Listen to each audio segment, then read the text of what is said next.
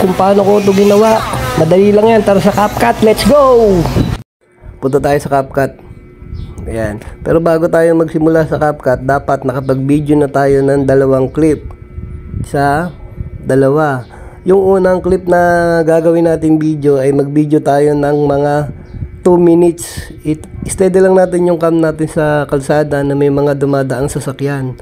Hayaan lang natin yan mga 2 minutes na naka-video dyan para mahaba. Pangalawang clip yung nakatayo tayo. Pero hindi siya ganun kahaba.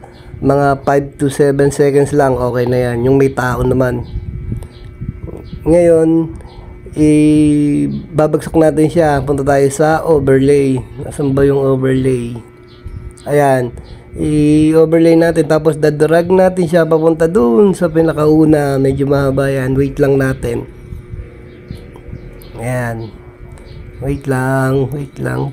At pagka nakarating na tayo sa umpisa, split na natin yung simula ng may tao. Yung maglalakad, split na natin yan. Di kailangan yan. Split, delete. Tapos yung sa may bandang huli, drag muna natin pa umbante. Kailangan kasi pantay yan pagka ayan, split yung sa dulo. May tao, kukunin niya yung cam. Split na natin yan, di kailangan yan. Ngayon, pagka medyo goods na yung nasa ibabang clip, click natin yung nasa taas. Hanapin natin yung speed.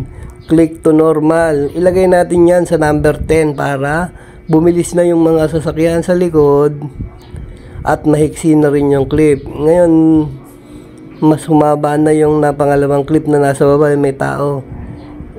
I-split din natin yan. Tapos, pero remove background muna pala. Ayan, remove background. Auto remove. Check. Ngayon, puputulin na natin yan.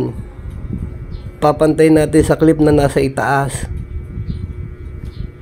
Hintayin natin kung saan siya. Yan, timing. Kung saan. Hop. Yan, dyan.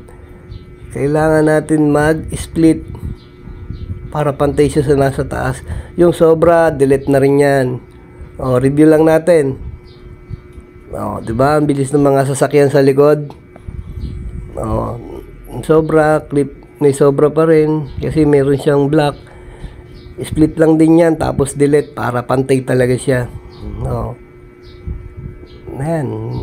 Meron ka ng maangas na pang reels. Tawag dyan time-lapse. Yung mabibilis yung nasa likod.